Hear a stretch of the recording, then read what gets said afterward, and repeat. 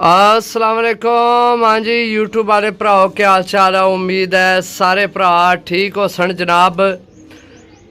ते टिकटाक वाले भी भरा साडे उम्मीद है कि सारे भरा ठीक हो सन। असाने भरावां नाल शौक भी अच्छा जा रहा सी। मैं गुलाम मुस्तफा तुसी देखण लगे हो पुआंच पिजन चैनल जी। दोस्तों माशाल्लाह लग्या लगाया टैडी जोड़ा माशाल्लाह मजबूत हड्डियां विच बंद जोड़ां विच सही है। हड्डी जोड़ पर कुंदा माशाल्लाह सही है, बहुत अच्छा सही है। लगे लगाया जोड़ा किसी मजबूरी नहीं वजह तू टाइम नहीं भाई दे सकना सही है, उस वजह तू जनाब दे रहे ए नाल। इन्होंने शहजादा भी है, शहजादा पुत्र भी है इन्होंने नाल ना इस जोड़े ना सही है।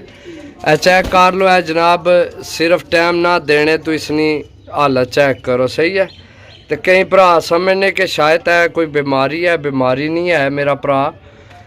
काफ़ी भरा मैं मैसेज करने भी है कबूतर की कोई बीमारी लग गया। ए मच्छर न भाई, ए मच्छर लड़ना तो इस तरह हो जाने।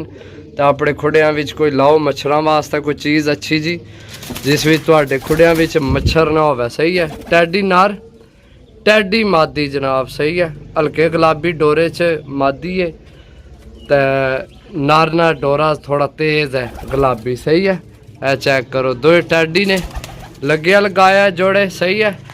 तो सिर्फ और सिर्फ जनाब 2000 तो पार सही है, यानी 4000 रुपये ना लग्या लगाया जोड़ा। कोई भी नहीं है देन लिया मेरे भराओ इस तरह ना जोड़ा इतने ना। सिर्फ जिस भरा दिते ने उस मजबूरी की दिते ने कि जनाब मेरे को टाइम को नहीं सही है।